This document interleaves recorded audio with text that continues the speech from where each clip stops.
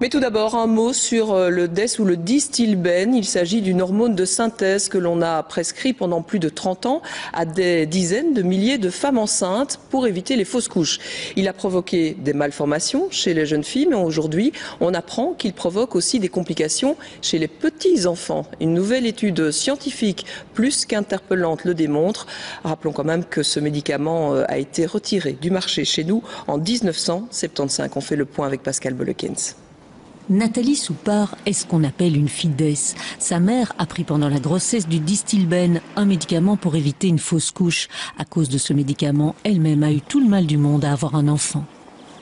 Le médicament a provoqué une malformation de la matrice qui était trop rigide en fait, et donc elle ne permettait pas au bébé de se développer normalement dans cette matrice. Et en plus, ma fille est née prématurément aussi suite à ça. Pendant près de 30 ans, on a prescrit aux femmes enceintes cette hormone miracle. Il aura fallu attendre la première génération pour constater les dégâts qu'elle provoquait chez leurs filles. Interdit aux États-Unis dès 1971, le Distilbène est retiré du marché chez nous en 75. Et pourtant, on n'a pas fini d'en parler. Aujourd'hui, c'est à la deuxième génération de payer les pots cassés. Des scientifiques viennent en effet de montrer que les petits-enfants des femmes qui en ont pris ont eux aussi 40 à 50 fois plus de malformations génitales que la normale, des résultats que ce généticien prend très au sérieux. On savait que quand une femme a pris cela dans les années 60 ou quoi, sa fille était à risque de certaines complications, mais ce qu'on voit maintenant, c'est que les garçons de ces filles, eux-mêmes, ont un peu plus d'un type bien précis de malformation qui est très rare par ailleurs.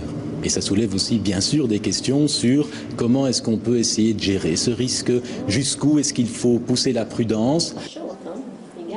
Jusqu'où? Ici, à l'hôpital des enfants, on a déjà dû soigner les filles victimes du DES. Du coup, cette nouvelle étude inquiète.